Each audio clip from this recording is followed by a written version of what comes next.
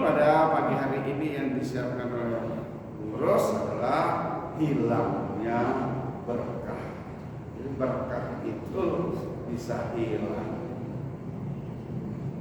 maka harus dijaga. Berkah itu harus dicari, sudah dicari, dipelihara. Jangan sampai berkah itu hilang, karena kalau hilang keberkahan semuanya tidak bermanfaat, tidak berfaedah, tidak berdampak positif. Gajinya besar, sebulan 10 juta. Kalau saya waktu bertugas 10 koma, artinya pas tanggal 10 langsung koma.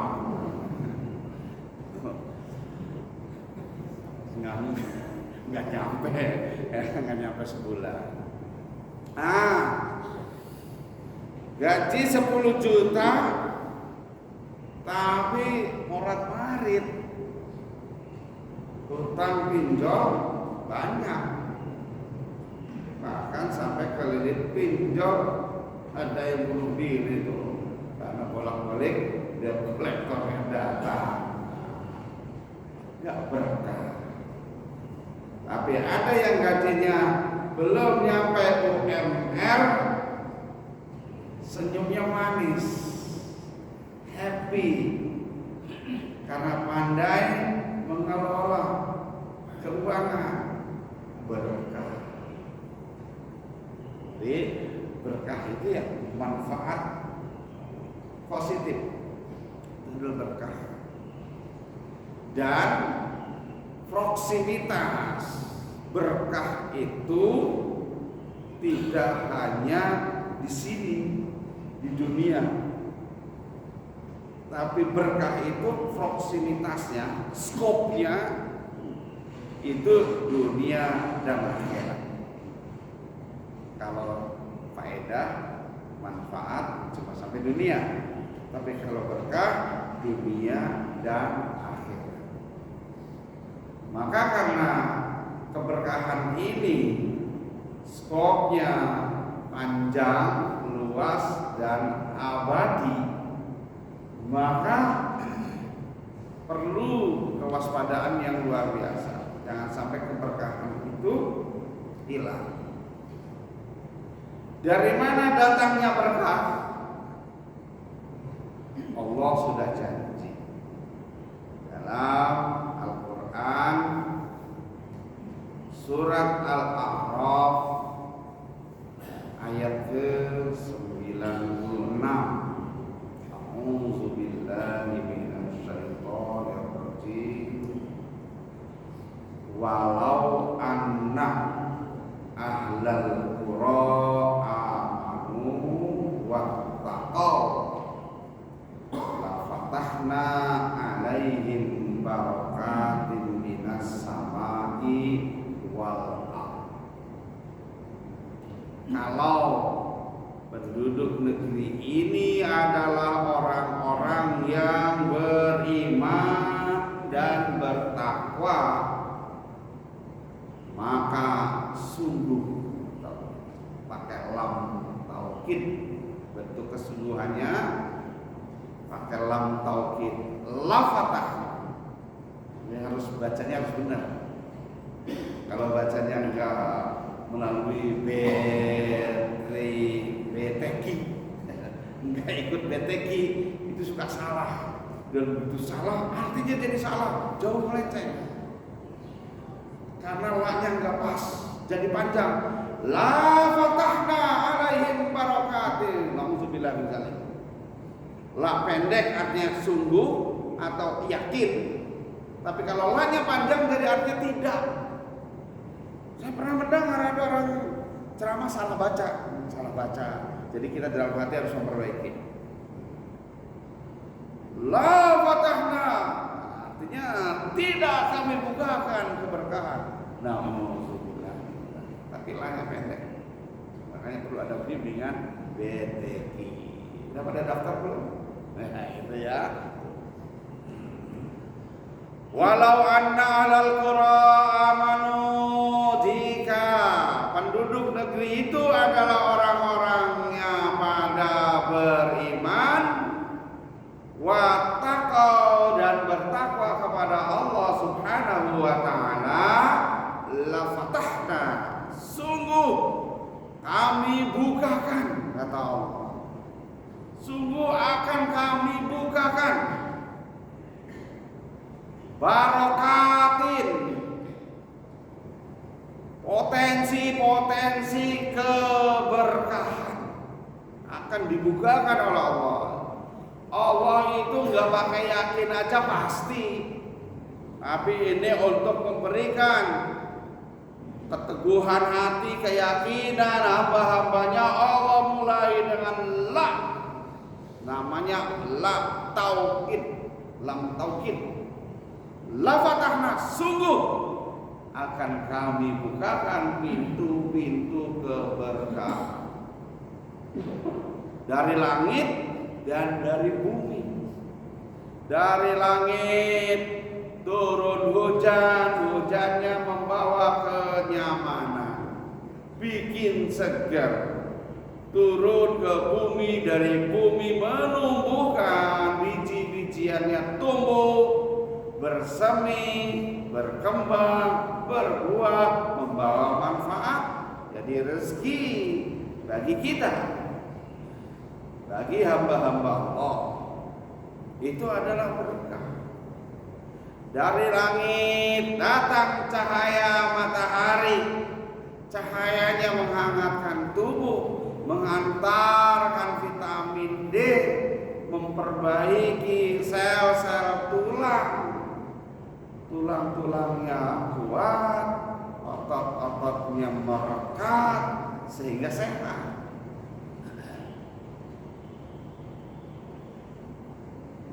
Sampai ke bumi, diserap oleh bumi, menjadi panas bumi, menjadi gas alam, bermanfaat bagi kehidupan manusia. Masaknya nggak pakai lagi kayu bakar, lebih efektif, lebih bersih dan lebih baik. Dari langit simpan di bumi, masuk jadi gas melon.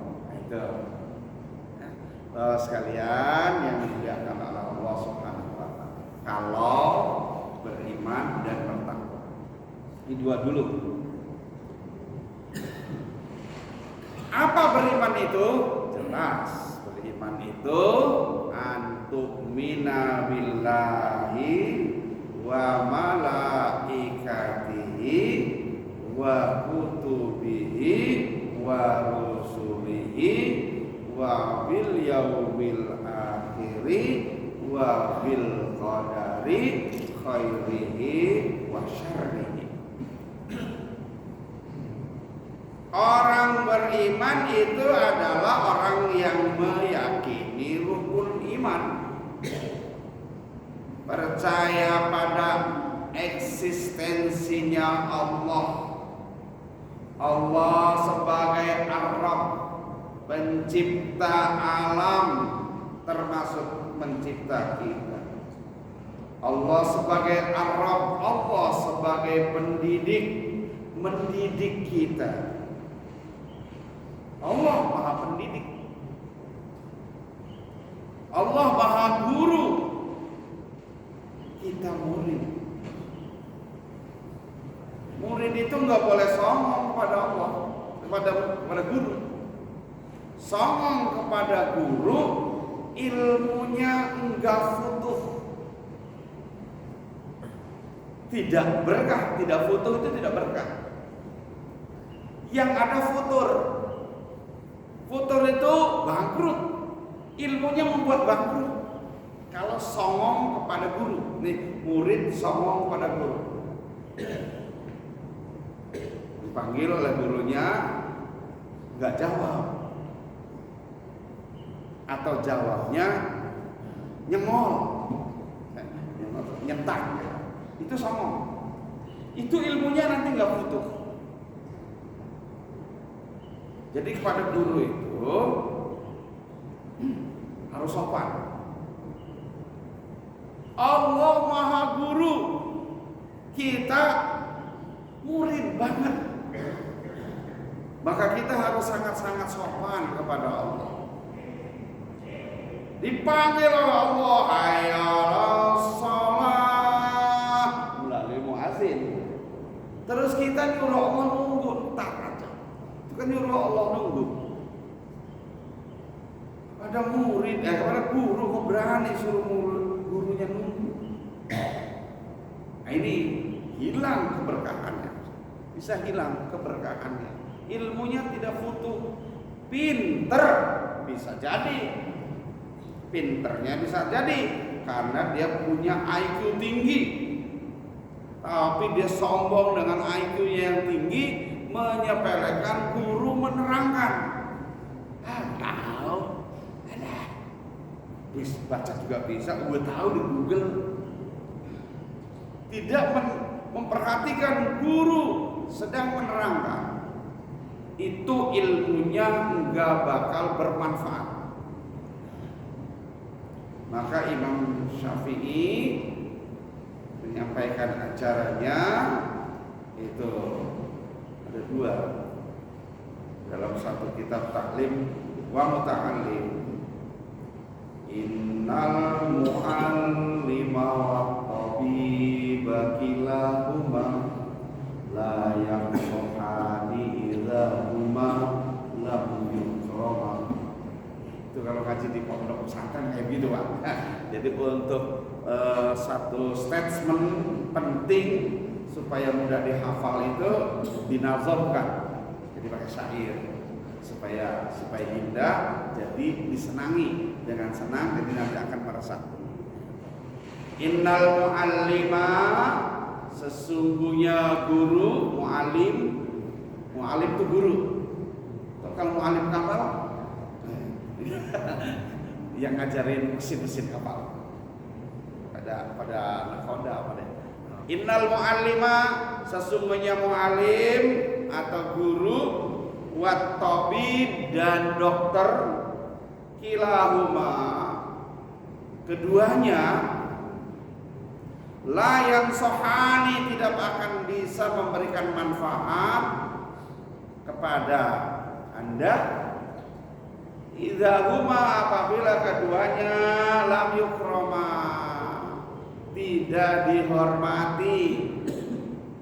Jadi kalau nggak hormat kepada guru, nggak hormat kepada dokter, maka nggak dapat manfaat. Pada dokter songong. Ini menulis resep nih dokter. Jadi itu penting walaupun tulisannya jelek. Tulisan dokter jelek. Jadi kalau anak-anak tulisan jelek, ini berbakat jadi dokter. Tulisannya jelek. Itu karena tulisan sandi ya. Tulisan sandi yang bisa baca, tidak bisa dibaca oleh semua orang. Karena itu RKS. Yang bisa baca, yang mau belajar tentang itu apoteker, itu tablet, kapsul. Tulisannya jelek banget. Apabila kita tidak menghormati dokter bilang ini obat, diminum 1 hari 3 kali, masing-masing 1 tablet. Enggak hormat pada dokter. Maksud tidak hormat, tidak taat pada dosisnya itu tadi yang ditulis. 1 kali 3 dengan 3 kali 1 kan sama aja. Prinsipnya begitu. 1 kali 3 dengan 3 kali 1 kan sama. Tapi dokter mau makan 1 kali 3 kali 1. Jangan dibalik. Kalau bensin sama-sama 3, dia kebalikannya nggak hormat sama dokter. Sama-sama 3, sholat juga bisa dijamak lah. Masa obat yang aturan dokter nggak bisa dijamak? Coba ini 3 sekaligus, gluk. Bukan 1-1, 3 kali dia. 3 sekaligus. klepok, overdosis. Begitu juga apa yang diamanatkan oleh guru kepada murid-murid. Kata guru, nah belajar setiap hari. Karena dalam teori belajar menurut Alfred Adler 2 kali 7 itu tidak sama dengan 7 kali 2. Muridnya sombong. Pak, kata guru matematik 2 kali 7 14. 7 kali 2 juga 14. Tapi dalam teori belajar berbeda. 2 kali 7 14. Artinya 7 kali. Jangan cuma belajarnya 2 kali sekaligus sampai 7 bab dipelajari, berat. Atau bahkan ada yang sistem SKS, sistem kebut semalam. Mau ujian belajar semalam suntuk. Ada bola enggak pakai nonton, pokoknya belajar sampai subuh belajar selesai. Itu 1 semester dibaca saat itu. Nah berkah. Begitu masuk kampus, masuk kelas, duduk, dibagiin kertas ulangan, ujian, ngantuk, hilang semua, blank, harus dijawab. Nah ini, guru memberikan. Allah Subhanahu Wa Taala sekali lagi adalah Maha Guru. Kita murid, maka jangan sombong. Ikuti apa yang ditunjukkan, yang dibimbingkan pada kita oleh Allah Subhanahu Wa Taala. Itu Allah Ar-Rabb. Allah sebagai guru, sebagai pendidik. Allah sebagai Al-Ilah, artinya Allah sebagai satu-satunya pusat pengabdian, satu-satunya sumber loyalitas. Al-Ilah. Kita jangan memberikan loyalitas kepada selain Allah. Kita jangan memberikan persembahan kebaktian selain kepada Allah. Karena ketika Allah dipersamakan, memberikan kebaktian kepada Allah, tapi juga memberikan kebaktian atau persembahan kepada selain Allah. Ini namanya menserikatkan Allah, atau bahasa akidahnya syirik. Orangnya namanya musyrik. Orang musyrik yang berperilaku syirik, amal-amalnya tidak diterima oleh Allah Subhanahu Wa Taala, alias tidak berkah, hilang keberkahannya karena nggak diperoleh, dan seterusnya. Iman pada Allah, iman pada malaikat. Kita mengabaikan malaikat nggak dapat berkah. Allah sudah menempatkan malaikat Raqib, Atid, ada di kanan kiri kita. Untuk diingat Bapak dan saudara-saudara sekalian, malaikat Raqib, malaikat Atid itu adalah nama kesatuan. Karena yang akan diawasi banyak sekali, jadi malaikatnya bukan cuma 2, Raqib Atid. Pasukan malaikat Raqib jumlahnya ya melebihi jumlah manusia. Dipimpin oleh malaikat Raqib. Tugasnya mencatat kebaikan-kebaikan amal manusia. Malaikat Atid itu adalah divisi Atid. Tugasnya mencatat amal-amal keburukan manusia. Pasukannya banyak sekali, ya, tiap orang ada. Kalau kita tidak hormat karena tidak beriman kepada malaikat, kita abaikan. Semua gue ngapain kan? Nah, dosa nggak kelihatan kok. Nah, itu mengabaikan. Maka amalan-amalannya habitat sama loh. Tertutup dari keberkahannya. Nggak ada berkah. Hilang.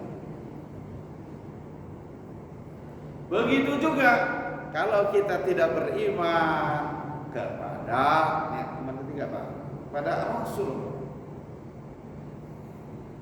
Tidak beriman kepada Rasul, tidak beriman kepada Nabi. Ya tidak mengikuti Nabi. Sholat ya semaunya. Bahkan ada yang melakukan inovasi, modifikasi. Haji ini macet banget, padat orangnya, nunggunya aja sampai 10 tahun lebih bahkan. Nah, modifikasi, otaknya jalan. Mana kalau haji itu dilokalisir. Nah, orang Indonesia bikin aja hajinya di Pondok Gede aja gitu. Ya haji. Bahkan ada yang dilokalisir, lapangan kita luas tuh. Dan untuk orang-orang Alinda hajinya di situ aja gitu. Misalnya yang nggak diterima oleh Allah Subhanahu wa Ta'ala karena sudah ada pakemnya. Ada ibadah-ibadah yang namanya ibadah mahdhah, ibadah yang tata caranya sudah diatur ketentuannya oleh Allah dan Rasulnya. Kita tinggal sami'na wa ata'na, dengar dan lakukan, tidak usah memodifikasi. Tapi memang ada ibadah-ibadah yang ghairu mahdhah, ibadah kerja bakti, mencari nafkah, ngaji. Ini ibadah, tapi ibadahnya mahdhah, tata caranya terserah kita yang enak gimana. Pakai bangku boleh, lesehan boleh, tengah boleh, nyari sandaran yang strategis boleh. Itu ya semua mau kita ya. Itu. Jadi itu ibadah ghairu mahdhah. Begitu juga kita tidak percaya kepada hari akhir dan seterusnya. Ketika kita tidak percaya kepada rukun iman, maka amalan-amalannya hilang keberkahan. Yang kedua, kunci keberkahan itu adalah takwa.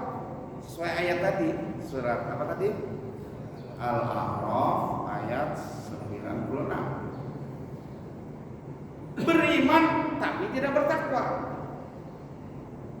Apa bedanya iman dengan takwa? Iman mah lokasi utamanya di sini. Takwa itu refleksi daripada keimanan di dada. Tadi kan keyakinan. Iman itu kan keyakinan, kepercayaan. Karena percaya kan di sini. Percaya di sini.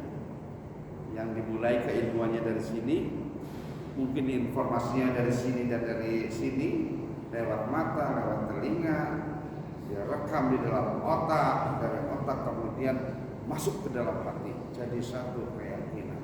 Refleksinya adalah takwa. Kayak apa orang bertakwa? Alladzina yunfikuna, orang-orang yang gemar mengeluarkan infak. Enteng mengeluarkan sedekah itu, enteng banget, gampang. Itu al-yunfikuna fis-sarra, baik dalam tanggung bulan, fis-sarra bulan baru, wad-dharra maupun tanggung bulan, enak aja. Ada 10.000, adanya 1.000, ya 1.000. Bisanya 100.000, bisanya 10.000, ya 10.000, enak kata orang. Enggak pakai mikir-mikir. Ini mendatangkan keberkahan dari Allah. Karena apa? Kata Imam Al-Ghazali, isrif ma fil jaib ya'tika ma fil ghaib. keluarkan yang ada dalam kantongmu, niscaya akan Allah datangkan yang belum ada. Itu seorang ahli filsafat, seorang ahli tasawuf, Imam Al-Ghazali, yang orangnya masya Allah lembut banget hatinya, pemikirannya halus, bijak banget, perilakunya juga hati-hati sekali, lebih kehati-hatiannya dari Mahatma Gandhi. Orang-orang umum banyak menyebut-nyebut Mahatma Gandhi itu seorang yang sangat halus budi, hati-hati sekali, karena Mahatma Gandhi kemana-mana bawa tongkat untuk menyingkirkan semut. Kalau dia lewat takut ada semut, disingkirkan pakai tongkatnya. Ini Mahatma Gandhi. Imam Al-Ghazali itu lebih hati-hati dari Mahatma Gandhi. Karena Imam Al-Ghazali mengikuti Nabi Sulaiman.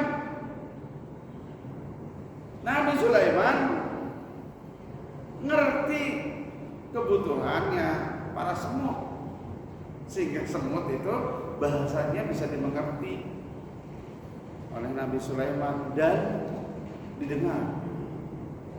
Ketika Nabi Sulaiman lewat, raja semut itu memberikan komando kepada semut-semut, mut, ayo kita ngumpet, ada Sulaiman mau lewat. Sulaiman itu dengar, masya Allah. Karena dengar itulah, ya hati-hati, memberikan kepada bala tentaranya, hati-hati jangan sampai nginjak semut luar biasa. Kita ada lubang semut dikencingin, nah itu hilang keberkahannya. Hilang keberkahan. Nabi Sulaiman takut ada semut keinjak. Nah, dan sehalus-halus budi, sebijak-bijaknya orang bukan Mahatma Gandhi, bukan tadi siapa tuh? Imam Al-Ghazali, bukan juga Nabi Sulaiman, tapi Nabi Muhammad sallallahu alaihi wasallam, sebaik-baik manusia, orang yang paling tepat untuk kita tiru. Maka ketika tidak beriman kepada Rasulullah, tidak menghormati Nabi, maka akan hilang keberkahannya. Sebab apa? Perilakunya tidak akan mencontoh perilaku Nabi, semaunya sendiri. Kadang-kadang bertentangan. Rasul tidurnya sebentar, umatnya kadang-kadang sebentar tidur. Rasul makannya sedikit, umatnya kadang-kadang sedikit makan. Mari jangan menyusui Rasulullah sallallahu alaihi wasallam, supaya kita mendapat keberkahan dari Allah subhanahu wa ta'ala. Bertakwa itu adalah refleksi. Tadi alladzina yunfikuna fis sarra'i wal kadhiminal ghaidha. Yang kedua, mampu menahan hawa nafsu. Kita punya marah, bisa marah dan boleh marah. Bisa marah dan boleh marah. Tapi marah itu salah satu nafsu harus dikendalikan. Kepada siapa kita marah, dalam situasi apa kita marah, bagaimana caranya marah. Kalau marahnya asal-asalan, itu namanya amarah. Kalau amarah itu ngaco. Tapi kalau marah yang terkendali, murid lari-lari di atas bangku, atas meja, Guru wajib marah. Woi, jangan lari-lari di meja, turun. Lap. Kendali. Anaknya nurut, sudah ngelapin meja yang kotor tadi. Yang marah itu dirubah wajahnya jadi senyum. Terus besok jangan begitu lagi ya.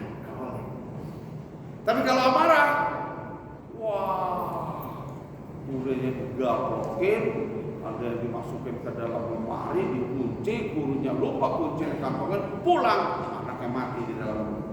Nah, amarah. Ada peristiwa seperti itu, Pak.